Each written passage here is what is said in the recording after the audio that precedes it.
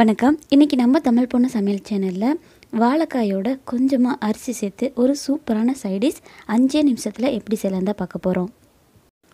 ஒரு வாழைக்காய் எடுத்துக்கோங்க. அதோட மேல்பாட்டும் கீழ்பாட்டும் கட் பண்ணிவிட்டு தோலை சீவிட்டு எடுத்துக்கலாம். இப்போ ஃபுல்லாக தோல் சீவியாச்சு. இதை நல்லா கழுவி எடுத்துகிட்டு வந்துடலாம். இதை சின்ன சின்ன சைஸில் இந்த மாதிரி கட் பண்ணிக்கலாம். ரொம்ப மெல்லிசாக இருக்கக்கூடாது, ரொம்ப தடிமனாக இருக்கக்கூடாது. இந்த மாதிரி மீடியம் சைஸில் எல்லாத்தையும் கட் பண்ணிக்கோங்க. இதை ஒரு பாத்திரத்தில் போட்டுட்டு கொஞ்சமாக தண்ணி ஊற்றிட்டு கொஞ்சம் கல்லுப்பு, கொஞ்சம் மஞ்சத்தூள், கொஞ்சமாக எண்ணெய் சேர்த்து கரெக்டாக ஒரு 3 நிமிஷம் மட்டும் இதை அடுப்பில் வச்சு கொதிக்க வச்சு எடுத்துக்கோங்க. ரொம்ப நேரம் வேக வச்சிடக்கூடாது. 3 நிமிஷம் போதுமானது. இப்போ இதை நான் அடுப்பில் வச்சுட்டேன். அதுக்குள்ளார ஒரு 10 சின்ன வெங்காயத்தை மிக்ஸி ஜாரில் போட்டு கொரகொரப்பாக அரைச்சி எடுத்துகிட்டு வந்திருக்கேன். இதை நம்ம தனியாக எடுத்து வச்சுக்கலாம். ரொம்ப நைஸாக அரைச்சிடாதீங்க. இப்போ அதே மிக்ஸி ஜாரில் ஒரு 6-7 பல் பூண்டு, சின்ன துண்டு இஞ்சி, 1 ஸ்பூன் அளவு அரிசி, சாப்பாட்டு அரிசி தான் சேர்த்துருக்கேன். இதை சேர்த்துட்டு இதையும் நல்லா கொரகொரப்பாக அரைச்சிட்டு வந்துடலாம். இது அரைக்கிற ஸ்டேஜ்லேயே பாருங்கள், வாழைக்காய் வெந்துருச்சு. இதை நான் வடிகட்டி வச்சுட்டேன். ரொம்ப வேக விட்டுறக்கூடாதுங்க, அப்புறம் கொள்ளுண்டு போயிடும். இப்போ நம்ம அரிசியும் அரைச்சி எடுத்துகிட்டு வந்துட்டோம். பாருங்கள், ரொம்ப பவுடராக இல்லாமல் கரெக்டாக கொரகொரப்பாக இருக்குது. இப்போ வாழைக்காயை எடுத்து தனித்தனியாக வச்சுருக்கேன், ஏன்னா ரொம்ப வெந்துடக்கூடாது அப்படிங்கிறதுக்காக. இப்போ ஒரு பேனில் ஒரு 2 ஸ்பூன் அளவு எண்ணெய் சேர்த்துருக்கேன்.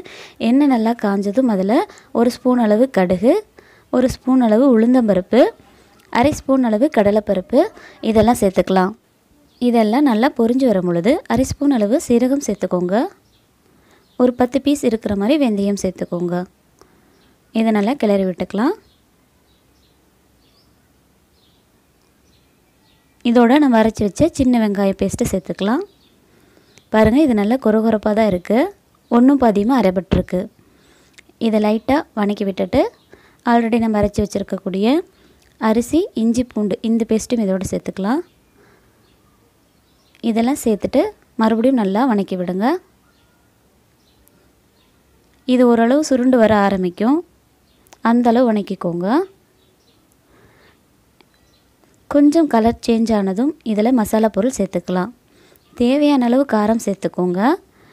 1/2 ஸ்பூன் அளவு மல்லித்தூள், 1/2 ஸ்பூன் அளவு கரம் மசாலா, கொஞ்சமாக உப்பு இதெல்லாம் சேர்த்துட்டு நல்லா இந்த மாதிரி கிளறி விட்டுக்கோங்க. காரம் மசாலா பொருட்கள் நீங்கள் எத்தனை வாழைக்காய் போடுறீங்களோ அதை பொறுத்துட்டு எக்ஸ்டெண்ட் பண்ணிக்கோங்க. இப்போ ஆல்ரெடி நம்ம வேக வச்சுருக்கக்கூடிய வாழைக்காயை இதில் நம்ம சேர்த்துக்கலாம். சேர்த்துட்டு இதை நல்லா 1க்கு 2 பெரட்டி விடுங்க. வாழைக்காய் உடஞ்சிராமல் நம்ம லைட்டாக இந்த மாதிரி பெரட்டி விட்டுக்கலாம். இப்போ நல்லா பாருங்கள், அந்த கலவை எல்லாமே வாழைக்காயோடு மிக்ஸ் ஆகிடுச்சு. ரொம்ப ட்ரையாக இருந்ததுனால கொஞ்சமாக மட்டும் கையில் தண்ணி தெளித்து விட்டுருக்கேன். தெளித்து விட்டு இந்த மாதிரி ஃபுல்லாக நான் திருப்பி போட்டிருக்கேன். இப்போ இந்த மசாலா ஃபுல்லாக வாழைக்காயில் இறங்கி நல்ல கரகரப்பாக முறுமுறுப்பான ஒரு வாழைக்காய் பொடிமாஸ் ரெடி ஆகிடுச்சு. இந்த உளுத்தம்பருப்பு, கடலைப்பருப்போட சீரகம், இந்த வெந்தயத்தோட டேஸ்ட்டு ப்ளஸ் அரிசி அரைச்சி போட்டிருக்கோம் இல்லையா, அதோட டேஸ்ட்லாம் சேர்த்து இந்த வாழைக்காய் அவ்வளோ அருமையாக இருக்கும். பார்த்த உடனே வாழைக்காய் வாங்கிட்டு வந்து இந்த டிஷ் செஞ்சு பார்த்துட்டு எப்படி வந்துச்சுன்னு என் கூட கமெண்டில் ஷேர் பண்ணுங்கள். நம்ம சேனலில் இருக்கக்கூட மற்ற ரெசிபிஸும் ட்ரை பண்ணுங்கள்.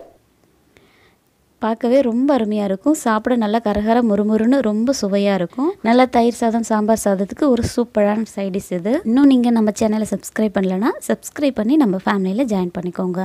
தேங்க்யூ. அடுத்த ஒரு நல்ல ரெசிபியில் உங்களை மீட் பண்ணுறேன். Take care. Bye bye. Thank you.